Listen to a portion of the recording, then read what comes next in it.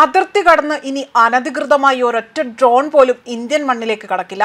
രക്ഷാ കവചമായി ഇനി മുതൽ സദക്ഷിയാകട്ടെ ഇന്ത്യൻ സേനയോടൊപ്പം തന്നെ ഉണ്ടാകും. ഇതിലൂടെ തന്നെ അവിടെ മറ്റ് രാജ്യങ്ങളിൽ നിന്നും, അതായത് ശത്രു രാജ്യങ്ങളിൽ നിന്നും പറന്നെത്തുന്ന ഡ്രോണുകളെ നിർവീര്യമാക്കാൻ കഴിയുന്ന വിധത്തിലേക്കാണ് ഇതിന്റെ രൂപകൽപ്പന ചെയ്തിരിക്കുന്നത്.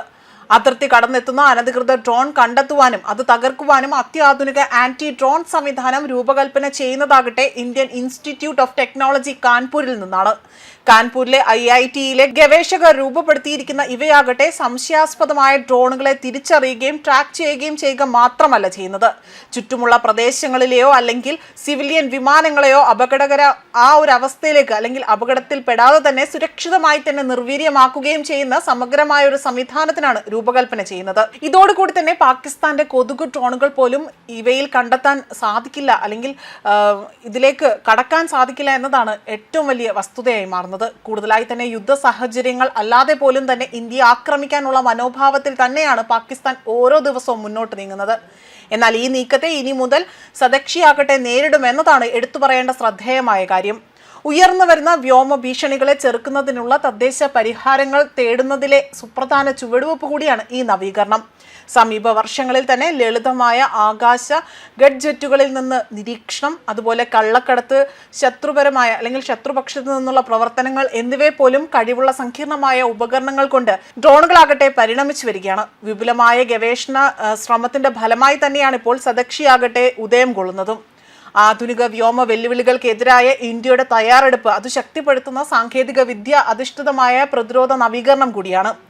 അതേപോലെ സൗഹൃദപരവും ശത്രുതാപരവുമായ ഡ്രോണുകളെ തത്സമയം തന്നെ വേർതിരിച്ചറിയാൻ കഴിവുള്ള ബുദ്ധിപരമായ ഒരു വലിയ ഒരു കവചമായി തന്നെ ഈ സിസ്റ്റം ഉപയോഗിക്കാൻ സാധിക്കും.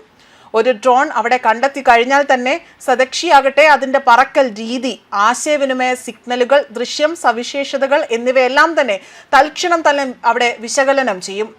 അതേപോലെ തന്നെ UAV ആ സുരക്ഷാ ഭീഷണി അത് ഉയർത്തുന്നുണ്ടോ എന്ന് നിർണ്ണയിക്കാൻ പോലും ഇതിന് കഴിയുമെന്നതാണ്, അല്ലെങ്കിൽ ഈ ഒരു മോഡൽ ഉപയോഗിച്ചുകൊണ്ട് ഇത് വിവരങ്ങൾ പകർത്താൻ സാധിക്കുമെന്നതാണ് മറ്റൊരു സവിശേഷതയായി പറയുന്നത്. സുരക്ഷാ സാഹചര്യങ്ങൾ നിർണായകമായ ഒരു നേട്ടമായ വേഗത്തിലുള്ളതും അതുപോലെ തന്നെ വിവരമുള്ളതുമായ തീരുമാനങ്ങൾ എടുക്കാൻ സദക്ഷിയാകട്ടെ സുരക്ഷാ ഏജൻസികളെ പ്രാപ്തമാക്കുകയും ചെയ്യും. ഭാർഗവാസ്ത്ര എന്ന് പേരിട്ടിരിക്കുന്ന ഒരു പുതിയ കൗണ്ടർ ഡ്രോൺ സംവിധാനം പോലും വലിയ രീതിയിൽ വിജയകരമായി പരീക്ഷിക്കാൻ ഇന്ത്യക്ക് സാധിച്ചിരുന്നു. തദ്ദേശീയമായി നിർമ്മിച്ച ചിലവ് കുറഞ്ഞ ഉപകരണമാണിത്.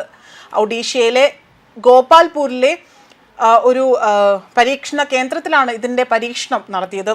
അതേപോലെ തന്നെ solar defence and aerospace limited ആണ് ഈ ഡ്രോൺ രൂപകൽപ്പന ചെയ്തിരിക്കുന്നത്. ഇന്ത്യയെ ലക്ഷ്യം വെച്ചുകൊണ്ട് വരുന്ന ഡ്രോൺ ആക്രമണങ്ങളെ നിർവീര്യമാക്കാൻ ഇത് സഹായകരമാകും. ഗോപാൽപൂരിൽ മുതിർന്ന ആർമി എയർ ഡിഫൻസ് ഉദ്യോഗസ്ഥരുടെ സാന്നിധ്യത്തിലായിരുന്നു ഭാർഗവാസ്ത്രയുടെ പരീക്ഷണം നടത്തിയത്. ഒരൊറ്റ റോക്കറ്റ് വിക്ഷേപിച്ചുകൊണ്ട് 2 പരീക്ഷണങ്ങളാണ് അന്നേ ദിവസം തന്നെ നടത്തിയതും. ന്യൂസ് ഡെസ്ക് കർമ്മ ന്യൂസ്.